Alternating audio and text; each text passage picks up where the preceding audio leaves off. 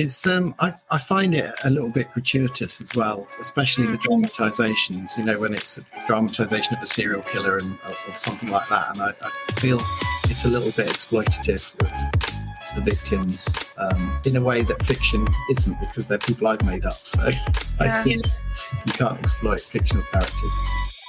Hello and welcome to this week's episode of The Conversation with Nadine Matheson. As always, I hope that you're well and I hope that you've had a good week.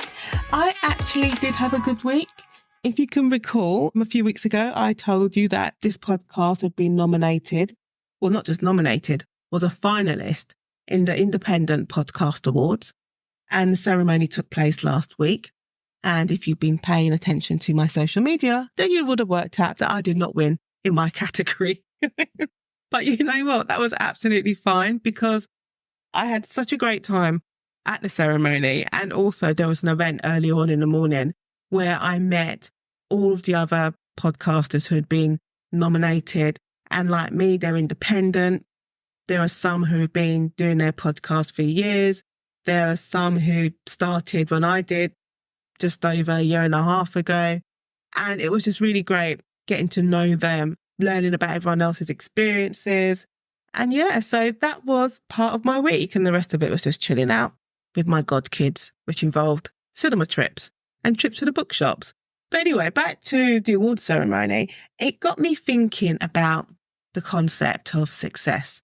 And it's a question that I sometimes ask my guests in our conversation. What does success mean to you? And then coincidentally, there was an article in the newspapers about Boris Johnson's memoir, Unleashed, which is deemed to have been a failure because despite receiving a £2 million advance for his book, he only sold, and I say only, he only sold 42,258 copies of his book in week one. And then in the second week, he sold 15,947 copies. And because of that second week slump of 62%, it's deemed to have been a failure, which is just crazy because quite frankly, if I sold 15,000 plus copies of my book in any week, I would consider that a success. So it just got me thinking about what success means to different people because there's so many writers out there, actually not just writers, just anyone working in the creative fields or just setting up a business. You know, success is subjective. While 15,000 copies might be a failure to one person, to someone else, that is a great success. And, you know, they're on to bigger and better things. So yeah, that's what I was thinking about. So anyway, let's get on with the show. This week, I'm in conversation with author Russ Thomas. And in our conversation, we talk about persevering when you realise something is not working, writing crime, but not liking true crime, and defining and trying to recapture the magic of your first book. Now, as always, sit back, we'll go for a walk and enjoy the conversation. Russ Thomas, welcome to The Conversation. Thank you very much. Thank you for having me. You are most welcome. Right, my first question for you is, right, so I was on your website and in your bio bit, that little bit that says, question. I'm now panicking how out of date my website is when I last spent any time on it. But yeah, go on. Sorry. Don't panic. It's not a critique. It's not a critique. But in your About You section, you said, no, you was talking about having proper jobs before you started writing. Yeah. So I wanted to know, how did you feel when you were doing what you called those proper jobs, knowing that you wanted to be a writer? Because I can remember doing other jobs, proper jobs, but still feeling like I need to write. I want to write something. But also I need to pay the bills. Yeah.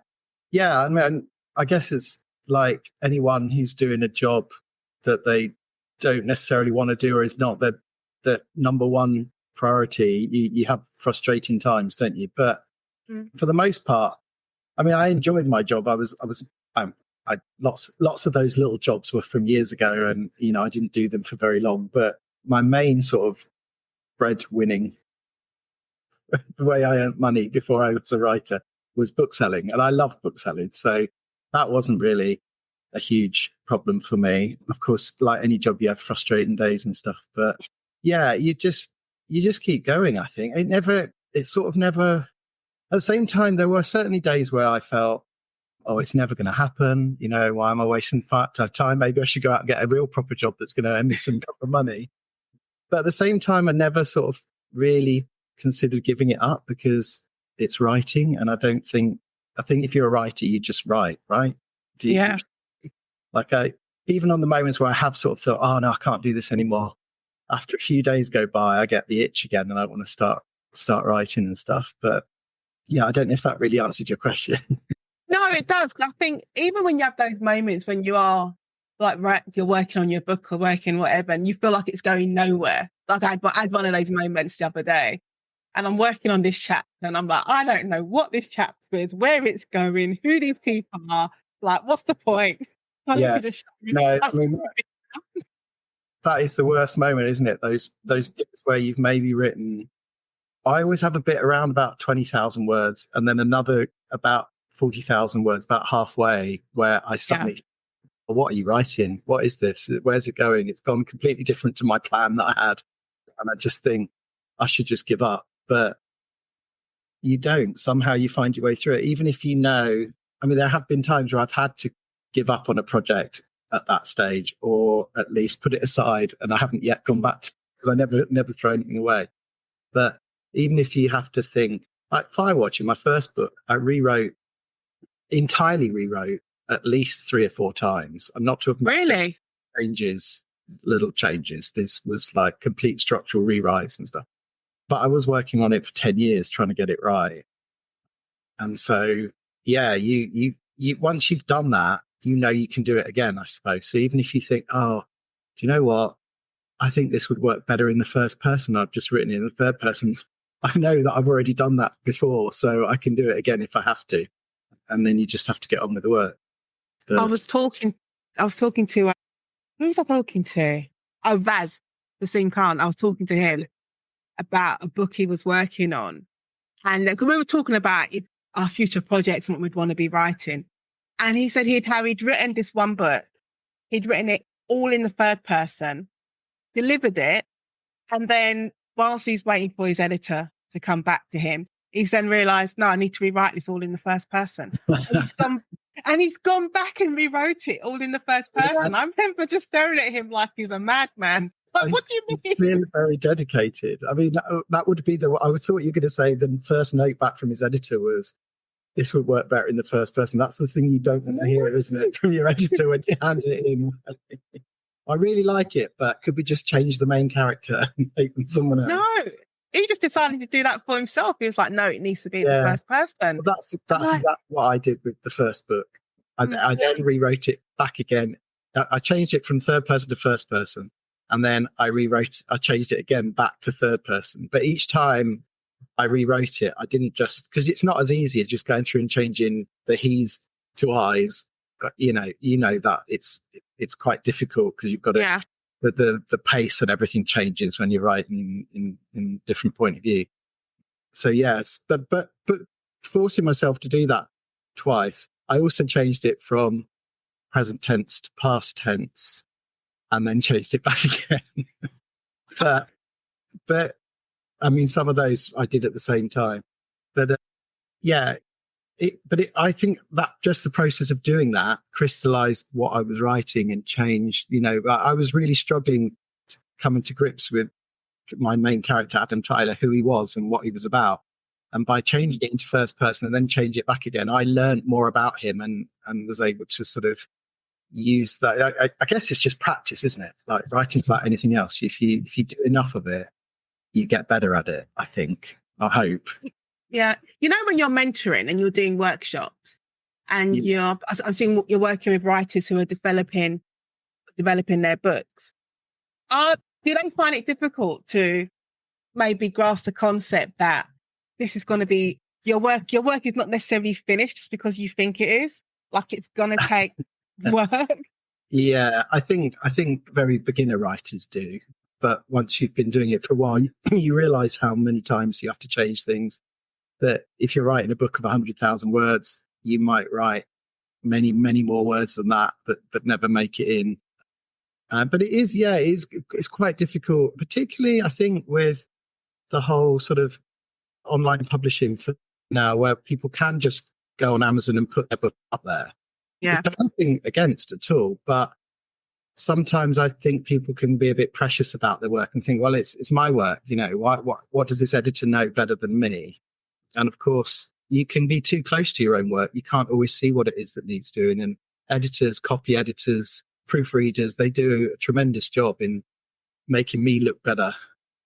So I wouldn't like to risk putting something out there that had not been through that process. Even if I was, if I was a self-published writer online, I think I'd pay someone to edit my work before I put it out there. That would be my advice. Yeah, when I self-published, my very, very first book I self-published, and I looked for an editor. I did all the things that I suppose like a traditional publisher would do. Like I can draw, like I can make a person look like a person, but I can't do book covers. No. So I found someone to do the book cover. I found an editor, and because you want to put the best book out that you possibly can. And when I did it, so this is like back in 2015, it seemed to be when it was that moment when like everyone and their dog was self-publishing, like it was just like at its height. But then you had this, it went across the spectrum of you'd have really, really good books. Like you just think it's just a normal book, like traditionally published. But then you'd have the other end where you'd look at the cover and be like, oh no, you did that on clip art. Microsoft. Yeah. Or you'd read it and you'd be like, didn't everyone read this? Didn't someone proofread it? It's funny, a lot of people can't see the difference, but around that time, me and my friends used to play a game in the bookshop where we'd sort of say real cover or like one the authors made up themselves. And it is quite easy to spot, or often it is. You obviously did it the professional way, and all credit to you. That was definitely the right decision. Just look where you are now. Well, I know, but I think the good thing back then, it wasn't just me, because I had this little, like there was a group of indie writers, and we were always like, I suppose, like advising each other and things like that. And I think it was so good having them and being around them.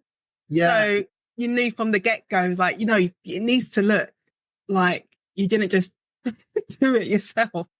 Yeah, there's a lot to be said for even just close friends who are other writers or who are very into reading, or, just getting opinions from people. We do that. This is why I find it odd that people do balk against the editing process, because we do that with everything. If you worked in any other kind of job, you might go to a colleague and say, this email I've written, do you think it sounds right? Or, so why would you not do it as a writer as well? No, it's true. Because even when I was practicing as a solicitor and I was writing legal applications, I never just wrote it and then just sent it off. Yeah. Like I'll give it to my colleague and say, look, can you take a look at this? Can you look at this submission? Does it sound okay? Exactly. Is this the right case law? And then, probably, and again, you're going through that whole editing thing, redrafting, and editing it, and then you'd send it off. Yeah. And you said you'd do that in any other job. So I don't know why it's talked at. Don't you just get AI to write it for you now? Isn't that the way it's going? No. The last thing you want, because it's what happened with some lawyers in America, and they'd written, they call their applications motions. So they'd written a motion to the judge and they'd put it through AI, and AI had given them some case law, but it was all made up. It wasn't real case law. It happened here as well, actually. They have this way of presenting stuff as fact, don't they? AI algorithms and stuff, and you just read it like that. It's nonsense. I just don't understand why you would do that, because it's not difficult to check. You just put the case law in Google and see. Because people are lazy, Nadine. That's why. Oh, I know. Does it frustrate you, the whole AI? Oh, it's scary. It's an argument. It does. But, yeah, I mean, I find the whole thing pretty scary. I want as little to do with it as possible, but then that's me and all technology. And then I jump on the bandwagon when everyone else has moved on to something else. I think I joined MySpace just about when Instagram started or something. I'm always way behind the times. I think I've got a MySpace profile. I don't think I've ever used it though. I think I set it up and then that was the end of it. Who knows what happened to it? It disappeared into the ether. But when did you know you wanted to write, Russ? I've always known, I mean, as long as I can remember, the first time, I suppose the first time I can thinking back was probably when I was reading a lot of Roald Dahl, Enid Blyton, sadly, but, at the I time. know. And just thinking, as soon as I was old enough to read, I read everything. I used to spend loads of time in the library, just every week getting out more and more books. And they'd say, "Oh no, you haven't got enough. You're only allowed so many books out at one time." I don't know if that's still the case in the libraries. I'm guessing it probably is. And that they were always telling me I've got too many books and I'd have to put some back, and then I'd go and read them and then bring them back and get new ones and stuff. Just from that point, when I realized that that was somebody's job that they could do, that they could write a book. And I don't even remember if I knew that you got paid for it as such. I just knew it was something you could do. And that's what I wanted to do. And I started writing when I was about 9 or 10, I guess, like seriously trying to write a book. I was about that age when I first started trying to write a book. That didn't get very far. So unsurprisingly. Do you remember what you wrote? No, when you was 9? I wrote when I was in my sort of mid to late teens. I wrote a science fiction saga blockbuster thing, and I dug that out recently. I found it somewhere, some old notes, and I started reading it through, and it's terrible, obviously, because I got any experience.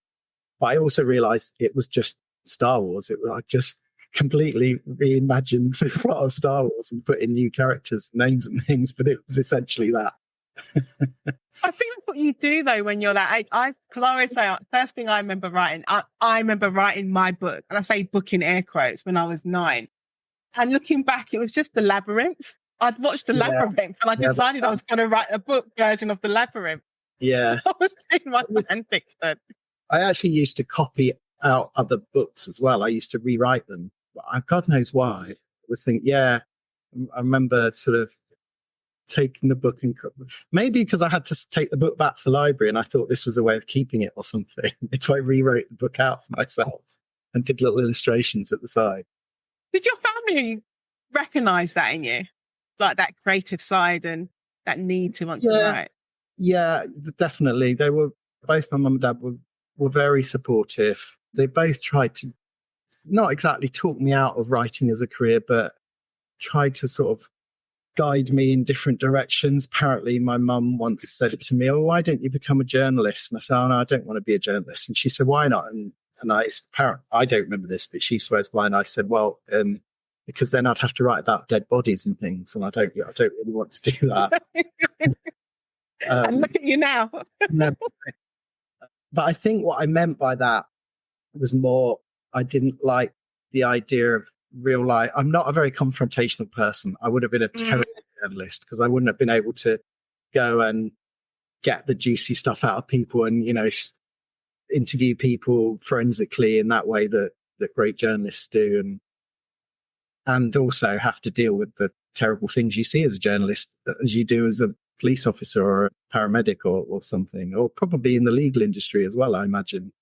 You some terrible stories. And I guess that's what I was shying away from. When it's fiction and I've made it up, it doesn't bother me. But I'm not a huge fan of true crime things because I hate the idea of actual murder or, terrible crimes and things. I think the thing with true crime is that I don't mind watching some things. Like if there's like a really, really good documentary, I'll watch it. But I'm not a fan of watching like every single true crime documentary that just happens to come across on Netflix or every dramatization of a true crime. That's personally my view. I just think there's too much. And I don't know whether that's some of that feelings to do with the fact that as a criminal solicitor, I'm seeing a side of it. Yeah. I don't think's properly ever spoken about or discussed properly. Yeah. So I'm very, It's I find it a little bit gratuitous as well, especially the dramatizations, when it's a dramatization of a serial killer or something like that. And I feel it's a little bit exploitative of the victims in a way that fiction isn't, because they're people I've made up. So I think you can't exploit fictional characters. I think there should be a time limit. This is how I honestly feel, because I don't feel like, I can't remember what case it was. There was a case that happened, and literally about 6 months, I say 6 to 12 months later, they had a dramatization. They had both a documentary and a dramatization about it. I feel like there should be like a time limit of like 10 years before you could start doing dramas. There is it, yeah. Yeah. Not while the case is still going on. Yeah. So, you know, when you said you spent 10 years writing your first book? Yeah. What made you keep going? Like I said, people would have given up. To some degree, it never occurred to me properly that I wouldn't be published. Maybe it was just completely self-delusional. But I just kept thinking, if I work hard enough at this, it's going to happen. And I can be quite stubborn in that way. Plus, I didn't really have a backup plan, so there was nothing to give it up to do. I didn't have any other skills. English was always my sort of number one subject at school, and it wasn't like I could go off, and it gets harder as you get older to go and train to do something else as well. But also good support network, you know, like I said before, my parents were very supportive and believed in me and kept telling me that, you know, one day it'll happen if you keep working. And close friends did the same. I think some of my close friends were sick of me talking about the book. But for the most part, they were really supportive. And there were dark times where I thought, oh no, this isn't going to happen. What am I doing? I'm wasting my time. I did consider self-publishing for a while because I just had enough of it and I wanted it gone and out the way, and self-publishing was a way to do that. I thought I'll get it out there at least. I didn't really expect to sell many copies, but at least it would be finished as a piece of work and I could move on. But in the end, I knew I hadn't got the book quite right and I didn't want to put it out there that wasn't finished, but I couldn't quite see how to make it right either without sort of more input from an agent, which is eventually what I got. But, did you get picked up straight away? No. I mean, it was sort of 10 years between when I first started writing the book and when I got, when I got published. It was 8 years between when I first started writing the book and when I got my agent. So at that point, I'd been looking for an agent for about 2 years. So, but when I say looking, I didn't send out an awful lot. I sent out quite a few and then got loads of rejections and then felt really defeated by it and kind of went away and did something else for a bit and then it was a friend of mine who said, another writer, Susan Elliott Wright, who said, you've got, no one's seen it in its current form, because I'd rewritten it again. And she said, you need to send it out again. And I was like, oh, I don't know if it's ready. And she was like, no, just get it out, read it through one more time, and then just send it off. So I did. And that's when I got my agent. And that then happened really quickly. But it was kind of her forcing me to resubmit it that caused it to happen. Because it might have sat in my drawer for, you know, another few years. Got around to doing that if it hadn't been for that. I'm going to ask you a strange question. I think it's strange. You know, when your friend said to you, reread it, like go through it again and then send it out, because you'd spent so long working on it, did you know what you were looking for? If that makes sense, in that final reread? No, but I think you come to it with fresh eyes, and it'd been perhaps a year. So in the sort of in between time, my father had died as well. That was one of the reasons I've sort of put it aside, because I'd got busy. He was ill for a long time and he lived in Spain. So there was quite a bit of traveling back and forth to see him and stuff. And I guess it had changed, and going back to it with fresh eyes. I mean, one of the main themes of the first book is about fathers and sons. And I hadn't realized I'd been sort of writing about that almost subconsciously because of what I was going through in my father's illness. But with fresh eyes and sort of with him gone, as it were, I was able to recognize that, and then I could lean into it and sort of tweak it so that it made more sense. And that's really, I feel, when it came together. But it was on that reading that I went through and thought, oh, actually, this isn't that bad. Whereas always previously I'd got it out and gone, oh God, no, it's not right. That's not right. Tear it apart again, rework it. Whereas this time, I don't know what it was, whether I'd just become more experienced in the meantime. I've written something else in the meantime as well. So I've had a bit more practice. Yeah, whatever it was. I wish I knew what that magic formula was, because I'd do it every time. But it doesn't always work out that way, does it? No. Every book's different. It does. And I think you're always, from the next book 2, 3, whatever number it is, you're always trying to recapture whatever that magic was. But you can't even define it, whatever that magic was about that first book and writing that first book and what agents or editors saw in that first book. So how long were you on your first one? How long did it take? Sort of from first writing to putting it out there? It wasn't long, because I did it as part of a course. You did and just going to make me look like some. Oh no! I wish. Do I even talk on people who can write a book in 3 weeks? No, no, because I had to write it as part of the MA. So I started writing it. Let me think. Well, that's how I started. I started mine on the MA, but then spent 2 years writing it, and then got a really crappy mark and decided to give up for a while before I went back to it. I started mine December 2016, maybe. Actually, maybe like later than that. I think only 2017 I started it, and I finished the course 2018. So we had to spend that last year just working on the book. Yeah. Let's just say it was a year, like working on the book.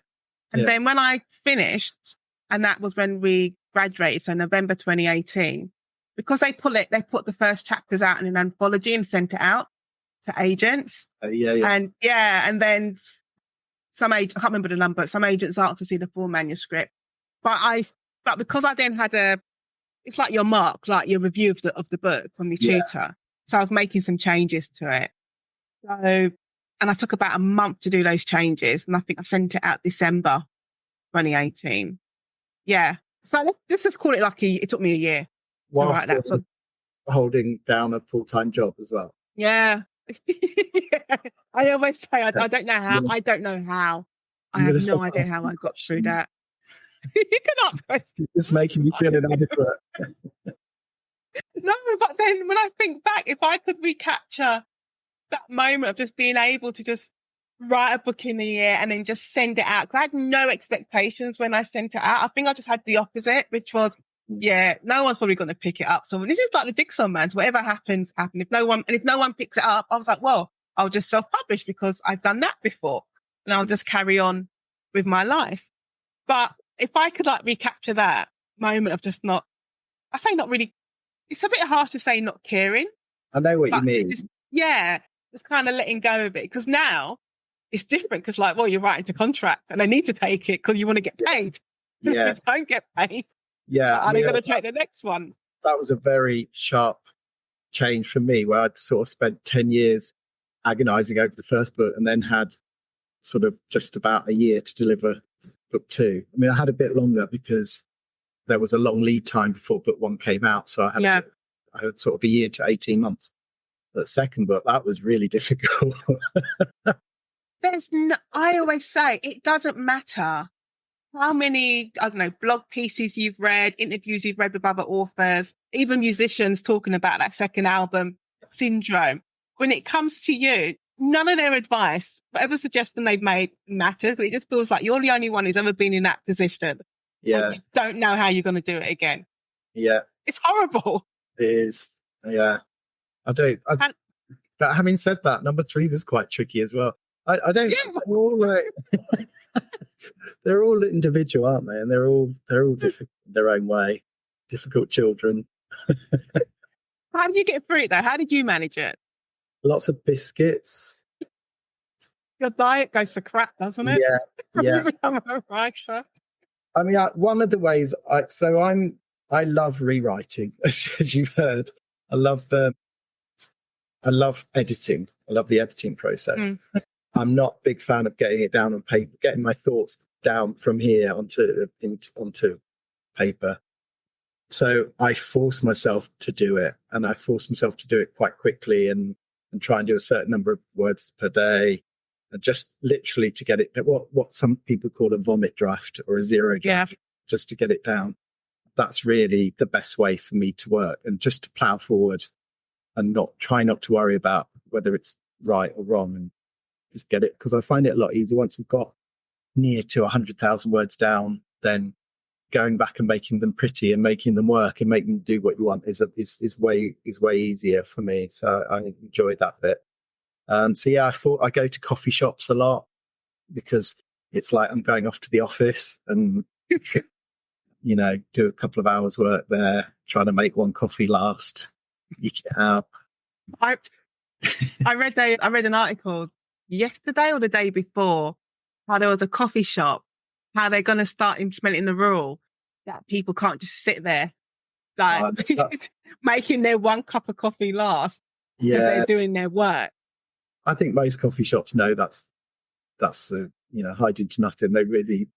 I think they almost encourage you to sit there for hours, and makes them look busy, doesn't it? So if you've got a big enough space, I get it if you're a tiny little independent or something, but if you're Costa or Starbucks, I've got no sympathy for you. I'll sit there as long as I like with my one coffee.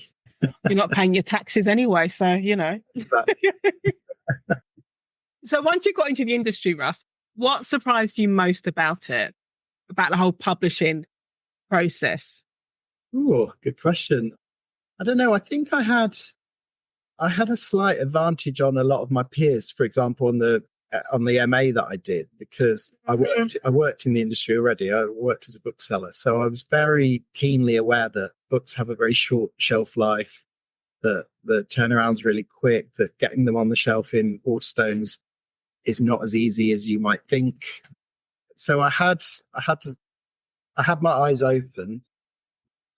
That being said, I had only seen it from that end of it. I hadn't seen the process, the amount of effort that goes into the editing and copy editing and stuff like that. I guess was more than I expected, but that was great. I appreciated that. Don't know what surprised me most.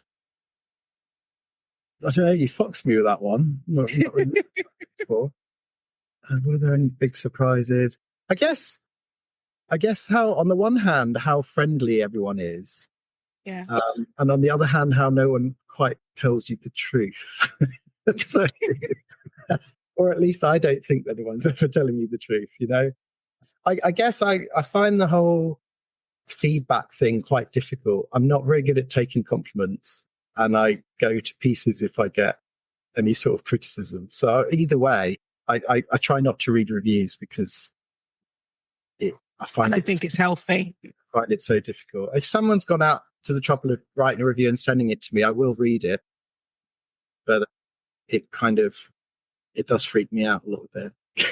Yeah, I wouldn't advise any writer, whether they're new or been doing it for 20 years, to go and look at their reviews, either on Goodreads, on Amazon, wherever you may find it. Just leave it alone.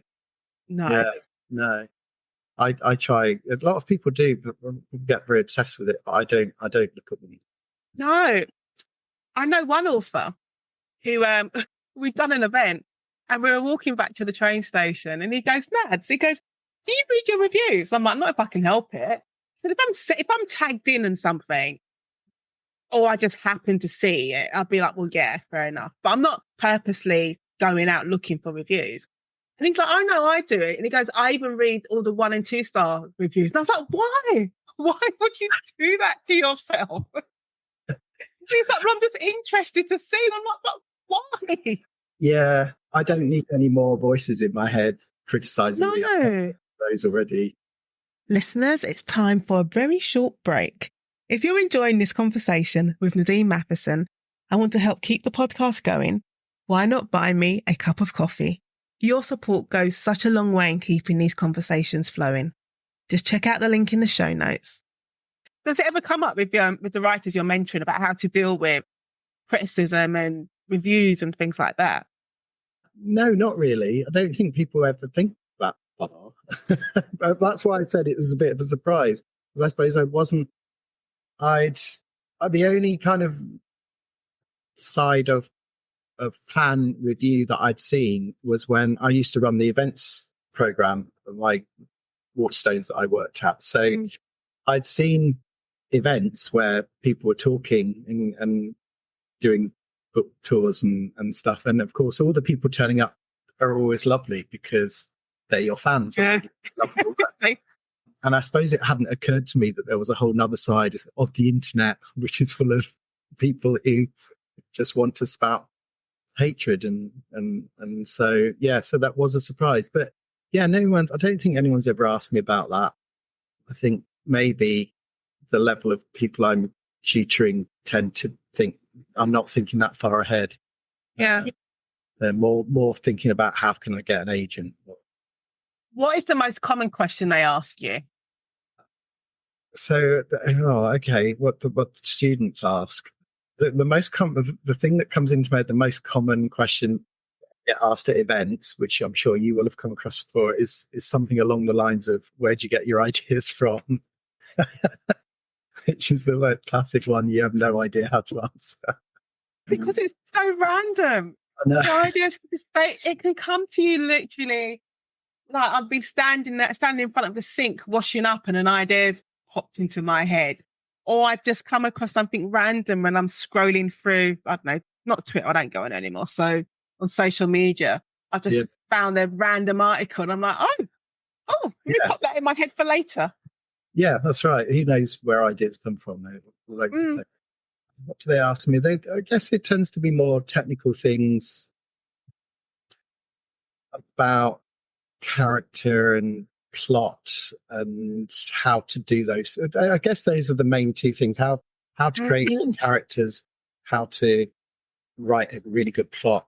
And I think what was an eye opener for me as an author was realizing how much those two things are linked, and that you can't really do one effectively without the other. You've got to have a good character, and you've got to know how that character will react or act in order to drive the plot. And so, yeah, it tends to be things around there. Setting, you get asked a lot of questions about setting and how to make your settings wonderful. And really, yeah, I do. But maybe that's, I don't know, maybe because my books are set in one particular place.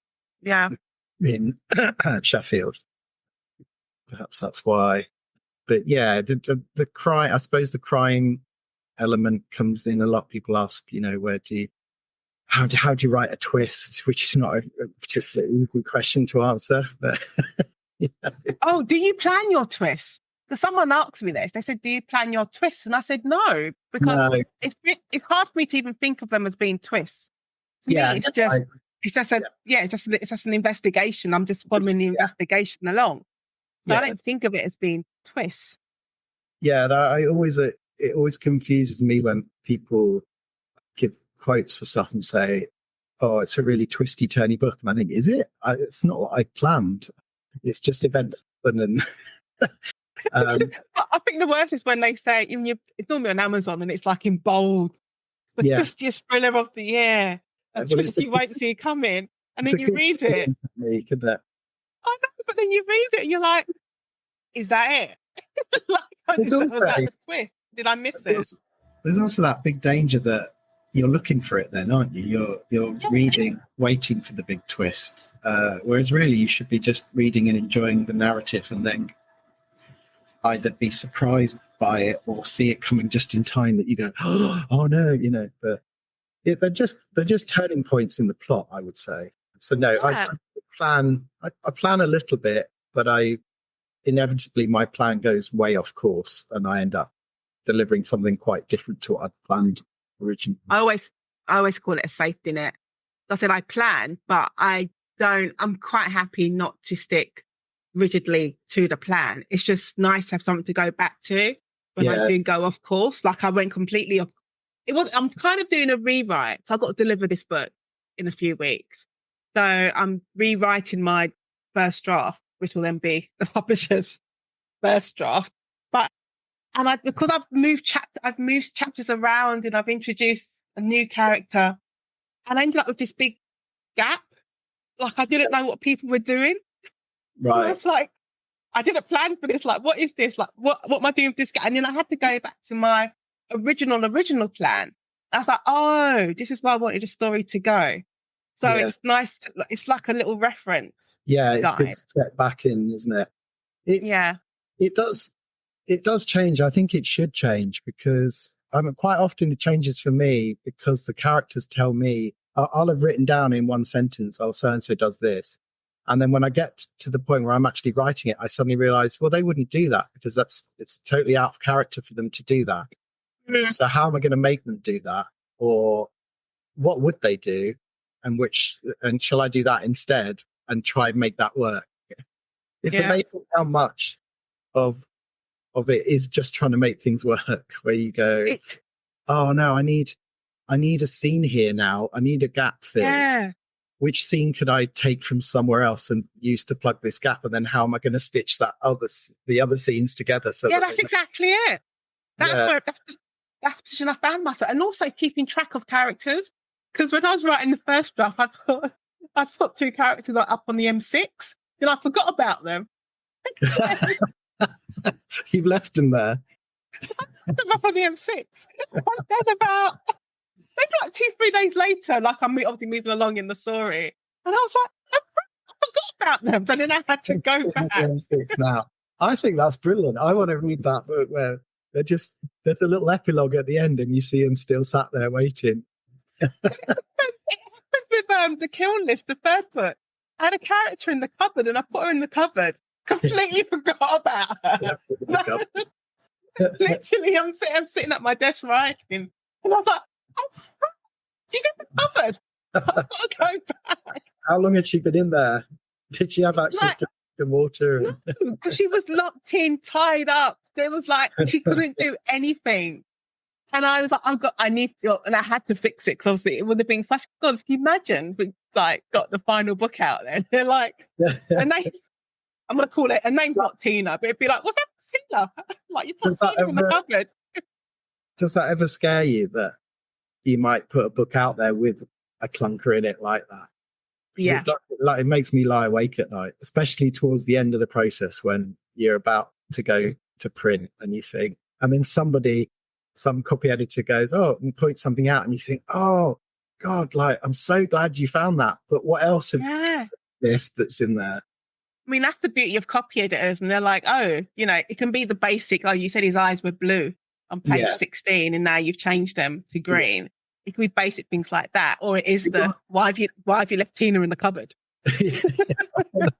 That's a bit worse, isn't it? I think most people forgive an eye colour change, but not abandoning characters. I think you're probably much more aware of it as well. Like you're aware of having those plot gaps because people talk about it on social media. Because if you did have it, it would be everywhere and you wouldn't be able to escape it. Yeah. No, it's scary. I don't like to think about it too much. But I mean, there's always mistakes. Somebody points them out to you very quickly. I usually some friend sends me a Facebook message and says, did you know you've put this? I enjoyed the book, by the way, but... I get very pompous. I think, is pompous the right word? No, defensive about it. Because I had someone email me and it was basically, it was an acronym, but it's a legal acronym. And I know I've explained it, what the acronym stands for, but they've interpreted something different based on where they are in the world. And they're like, oh, Nadine, I read it, but this acronym is wrong, blah. And I was like, no. And I think it was one of the few times I wrote an email back saying, well, in England and Wales, I think you're fine. I'm like, this is my area. I know what I'm talking about. I've been doing this for 20 years, so don't come at me. Yeah. But other times I'll just ignore it. Yeah, I usually ignore them because I know it's coming from, I hope it's coming from a place of love where they're just trying to think that they're helping you, but it's not helpful. I remember when my first book came out, somebody who I didn't really know particularly well, but was often in the local pub that I went to at the time. And he said, oh, I don't really normally read books, but I'll get yours when it comes out and I'll buy it. And I said, oh, thank you very much. And then he said, and I'll tell you what I think about it. And I said, no, no. And he said, what do you mean? And he said, I'll be honest. I'll be completely honest. I said, no, don't. And he said, why not? I said, well, if you didn't like it, I don't want to know, because No. just don't say anything. If you want to say wonderful things, that's fine.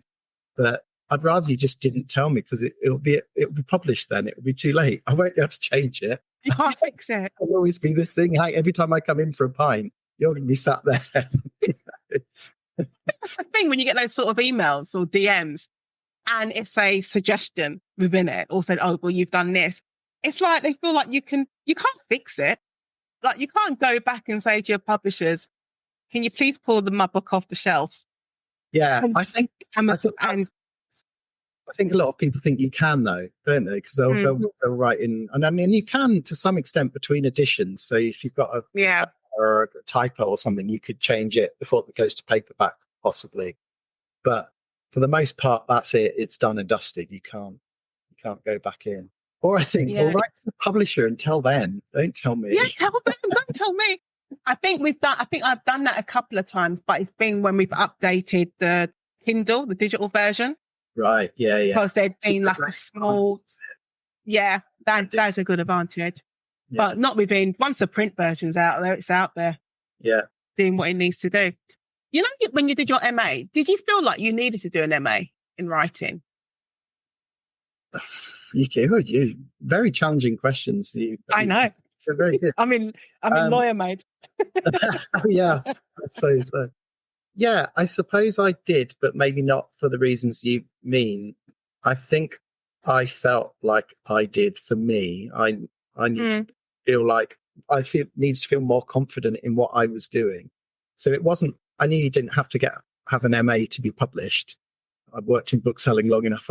I knew that, but I felt that I needed more help in what I was doing and to learn to write better. Just ironically, that isn't what the MA really gave me. I don't think, it didn't teach me. It forced me to write a book, which I might not have done, a full length book, which I might not have done without it. And I met loads of peers and friends who were doing the same thing, which is really important as a new writer, to have somebody you can talk to about it, because you can't talk to your close friends and family because they don't understand it. Or they're not interested, one or the other. So it was, I got two big things out of the MA, but not maybe the thing that I expected to, which was being taught how to write in quotation marks. That's not to say I didn't learn anything, but it was kind of like, it was far more practical than theoretical. I think it forced me to write. That was what I got out of it. Yeah, I found when I did mine, because I had no intention of doing an MA in creative writing, because as far as I'm concerned, I'm working full time. I also teach. I don't need to spend any more time in a classroom at the time. But I only did it because I won a competition, and I thought the £2,000 was prize money, when in fact it was a bursary. Right. And I was like, and honestly, when I realised it was a bursary, I was like, I ain't bothering with this. And then I want cash. I want hard code cash. I don't want a bursary. The money. Yeah. But then I won the competition, and then I ended up I did the course. But it's the same thing. What I found invaluable about the course was the people I met, who I've become friends with.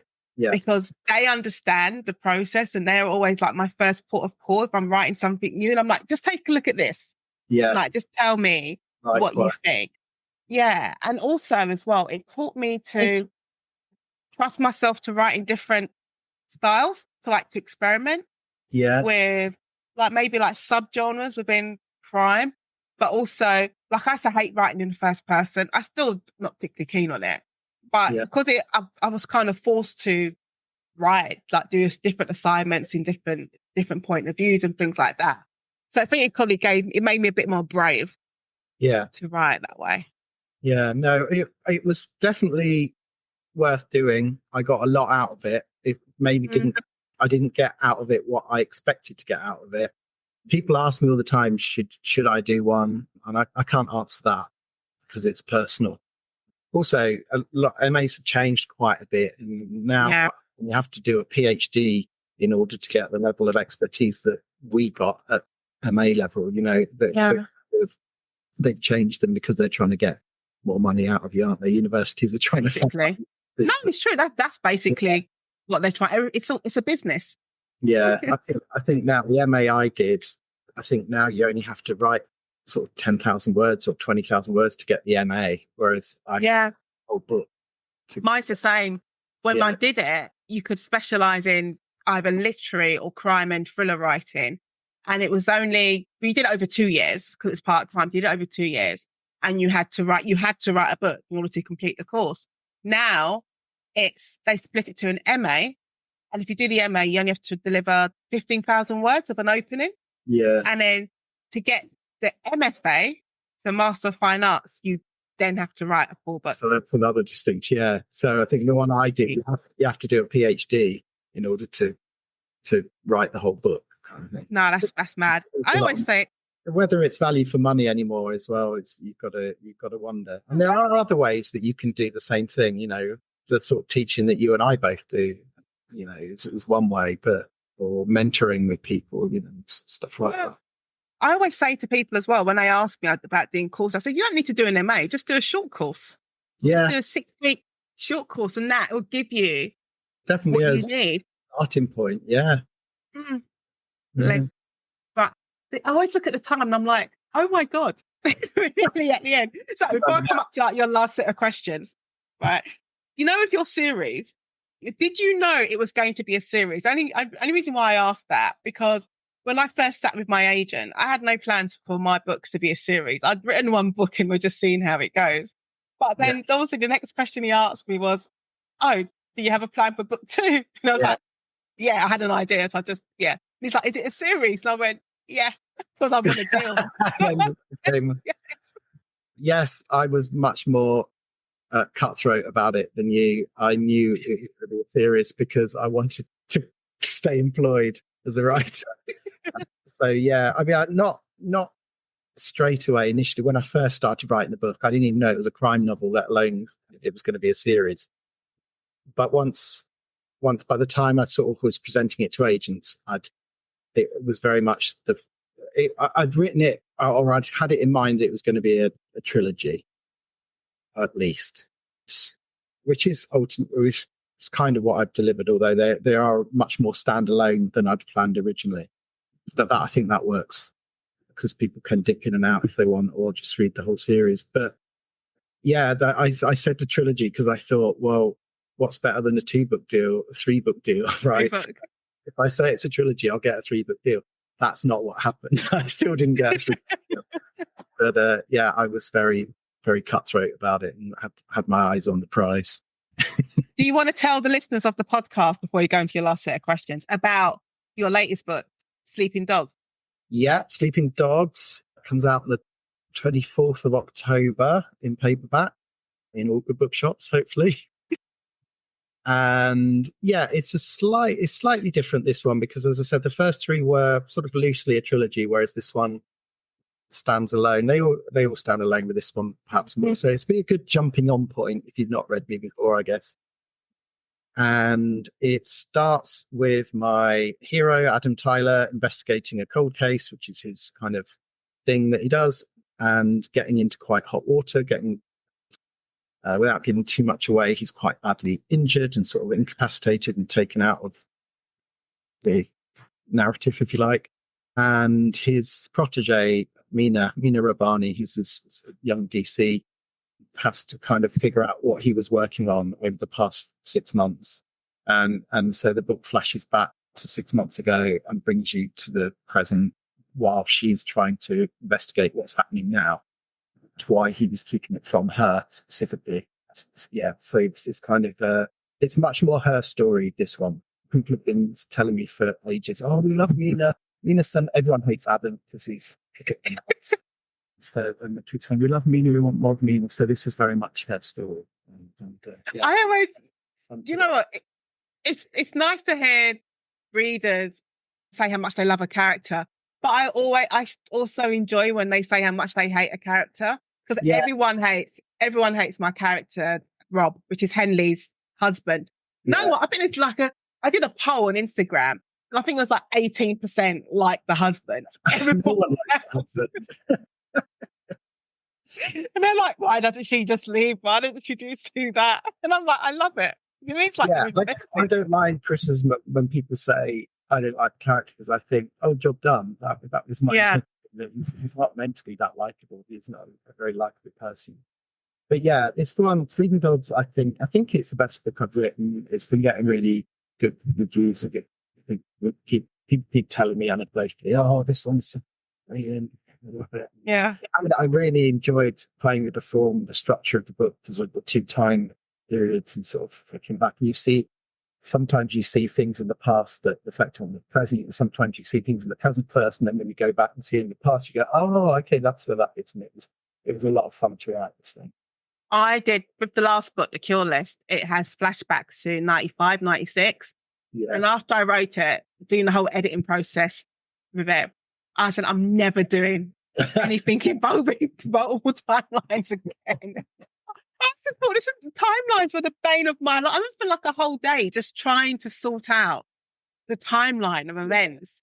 And even with this book, like before we started doing our interview, I was going back through the page. I'm like, okay, what day is it? Is it Monday? Is it Tuesday? Is it Wednesday afternoon? I don't know.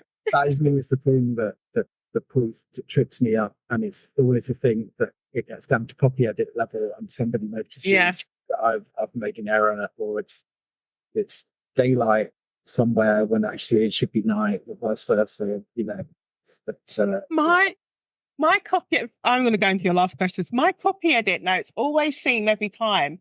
It's always a question about flowers and their seasons. I'm always got stuff in the wrong season. I have to go and look out in the garden and see what's out there. If I'm writing at that same time, like, what's in my garden now? Isn't it brilliant that there are people who notice these things and are able to point them out to us? Because I'm terrible. I'm always amazed, because I just thought, I'll just stick some tulips in there. And they're like, no, Nadine, you do not have tulips at this time of year. Such a long period of time. Of course, it changes, doesn't it? Yeah, I think that's the thing, exactly that.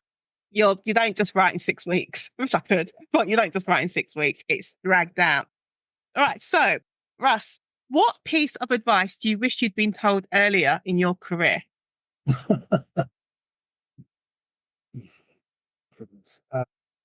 I think the best piece of advice I could give would be to try and do a little bit of writing every day. Mm-hmm. I struggle when I'm not writing, and if I stop, the project becomes sort of ephemeral in my head, and I can't focus on it. Then a couple of days go by, and it gets harder still. Once I've stopped, and then I really struggle to get going again. Whereas if you can just do, even if it's 20 minutes every day, working on your project, keeping it fresh in your mind, and you'll obviously do more than 20 minutes, but yeah. People say they don't have time, and it's true. We all live really busy lives, and there's never enough time. But everyone can find 20 minutes, even if you're setting your alarm 20 minutes earlier than you normally do. And that just keeps it fresh in your head, and that wouldn't drive you to go back to the desk and sit down and carry on. Yeah, I always use this. I call it, you have to steal time. Because I remember when I was working full time, people say, well, how did you write? And I said, I'd steal time. So when I was sitting there in the waiting area at court, waiting for my case to be called on, my case might be called on in 10 minutes, or it could be called on in 2 hours. And I would use that time.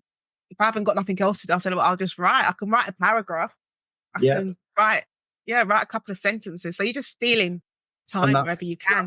Sometimes that's all. And that might be the best paragraph you write as well. Yeah. Exactly. So are you an introvert, extrovert, or a hybrid of the two? Very much a hybrid of the two, I would say. I love going out, love socializing, chatting with people, but I have enough of that quite quickly, and then I just want to shut myself away on my own for long periods of time in the dark, which kind of works quite well for me as a writer. Yeah. I'm very much both. It depends on the time of day or what mood I'm in, which person you're going to get. So, what challenge or experience in your life shaped you the most? Uh, I guess. I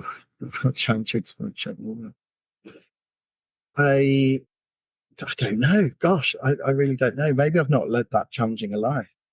I mean, Bad experience. It's going to be bad. the death of my father was really hard, but I don't think there's any good time to lose a parent, is there? So I guess that's not unique in any way. My time bookselling taught me a lot. It taught me what people don't understand about bookselling is you have to be sort of an expert on everything. Most shops that you work in, you only have to be an expert on one thing, which is the thing that they sell. But everybody expects you to know every single thing about every book. And there are hundreds of thousands of books published every year. And it's amazing how much you do pick up. So I'm a little bit of an expert on everything, but a really small expert, like jack of all trades, master kind of thing. I think when I was at uni, I used to work in a bookshop. I used to work in books, etc. Yeah. And I realised I'd worked there for I think it was 96 to 2002, 2001. It was a long time. Yeah. Maybe 5-6 years I worked it, but I loved it. But I think one of the things it taught me was that it's same things I had to read, I should not be afraid to read anything. Yeah. Not be sticking to one genre. Yeah, because customers would come up and say, "Oh, have you read this?" You're like, "Nope, didn't plan to." But then another customer would ask you, "Oh, do you recommend it?" And you thought, "Oh, let me read it and see why people are talking about this book." So it gave me that.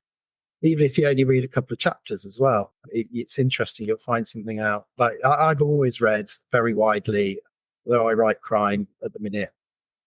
It's not specifically what I set out to write. I read all kinds of different books. I think they're all useful in their own way, and non-fiction as well. Although I don't read as much of that as fiction because I don't have as much time. But yeah, I find all books interesting. I think what it also taught me as well was that it's perseverance. Because I remember I can still see him to this day. He looked a bit like Gene Wilder, and he used to write these books on local history. But he'd obviously back then, so he'd written it and published it himself, which obviously back then would mean going to the printers and doing all of that yourself. And every week he'd come in and ask if we'd stock his book. And I'd ask the manager and he'd be like, no. And he would go. And this went on for 6 months. Until eventually, I think the manager, Jem, his name was, he just got fed up. It's like, fine, tell him we'll take 5 copies. Yeah, and we sold out of those copies. They went. Oh, brilliant. And he came, we had a little local history section. And I still see it now in my head. And then he came back and I'm like, yeah, they're sold. And he came back with more books. Yeah. Definitely pays to persevere. Yeah, I think that's what he taught me. It also teaches you how to deal with difficult people, like all retail does, but challenging people or people whose expectations are much higher than what you can deliver. Yeah. Yeah, it's always fun. And also to be observant to thieves. I don't know why it was with this bookshop. I don't know if it's the same with every bookshop, but back then, we always had people stealing from the travel section. Oh, right. Okay. I don't know why. You'd see them there in the corner, and I was a bit, because you're busy. And then one day I was like, oh my God, he's nicking the books from the travel section. Yeah. The Lonely Planets and Time Outs. It used to be the medical section a few years ago, the big tech and law, actually, the big tech that you have to get. But that's kind of lessened now because you don't tend to see them for sale much now because they don't sell enough copies for warrant having them on the shelves. And with the internet, I guess you don't need access to the books as much. No, not the physical one. Because when I was at law school, and I was still thank God, I was still working in the bookshops. I got 25%. Oh, okay. I thought you were going to say you were the one buying them down the pub off of. I was selling it with the guy who sells the meat. But thank God I got the 25% off because the law books were so expensive. Yeah. We're talking back then £75 for one. And I know now it's more than that. Yeah. So, So if you could go back to when you were 25 years old and give yourself one piece of advice, what would it be? Oh, chill out. I mean, I'm still a worrier. I'm still a very, very anxious person, but I definitely was at that age. And all the things that worried me then are so low down on my agenda now. You know, it's that, what's that song about? Always wear sunscreen or whatever. It's that kind of advice I would like to give out. That sort of, stop worrying about how fat you are, because you have no idea how skinny you were back then compared to what you are now. You know, it's things like that. Just chill out. Just enjoy it and stop worrying about the future, because now it's the future. And I know. That time worrying less time. When you do look back at those pictures of yourself, and you're like, oh God, what on earth was I concerned about? Like, there was nothing wrong with me. Because now you're fighting. Yeah, but we'll probably do the same in another 20 years. Well, hopefully still around. We will. So finally, Russ, where can listeners of the conversation find you online? Oh, well, I'm still on Twitter, although not very often. At The Voice of Russ on Twitter and Instagram. We can check out my website, which is rossthomasauthor.com. You can check out my books for sale in my little online bookshop through bookshop.org. Before we go, do you have a preference for social media, or would you rather not be on it at all? I'd rather not be on it at all. I don't really enjoy it. I don't know if this is a generational thing, because I didn't grow up with it, really. I was an adult when it came about, but I really struggle with it. It demands too much of my time, so I don't have notifications on my phone anymore. I switch them all off. So I see things when I see things, and since then I find it's a lot easier to deal with, because I can go there on my own terms and just engage. Yeah. And now I'd rather be reading a book. So yeah, I don't get it. I get my socialization from socializing with real people down the pub. I understand why that's not always possible for people, and it does. It's not all bad. I know that. I know that it's busy. Good stuff about social media, but it's not for me. I don't mind it. I mean, I don't go into. I'm not on my account's inactive on Twitter. Like, it's on there, but I don't like Twitter anymore. And I'm on. I think I prefer Instagram now. Just post a picture and disappear. I will still lose lots of time just scrolling away at looking at random little comedy memes and things. But then I have to stop myself and go, because even that's just wasting time. You just go down a rabbit hole. I think I like the idea of being like a Mick Heron and just not being on social media. Yeah. At all. Just do that. But I think I've already opened up Pandora's box now, so I don't really think I can. It's quite hard to step away, isn't it? Yeah. Yeah, I think that's what it is. It's very hard to step away. But we will step away from this conversation. Look what I did there. No, good segue. Loved it. Good segue. Just leave me to say, Russ Thomas, thank you so much for being part of the conversation. It has been a pleasure. Thank you for having me. Thank you so much for listening to today's conversation with Nadine Matheson. I hope you enjoyed it as much as I did. Be sure to tune in every Tuesday for a brand new episode featuring more amazing guests. Don't forget to like, subscribe and leave a review. It really helps the podcast grow. And if you'd like to support the show, you can buy me a cup of coffee or sign up on Patreon. The links are in the show notes. And if you'd love to join the conversation as a guest, feel free to send an email to theconversation@nadinematheson.com. Thanks again for your support, and I'll catch you next time.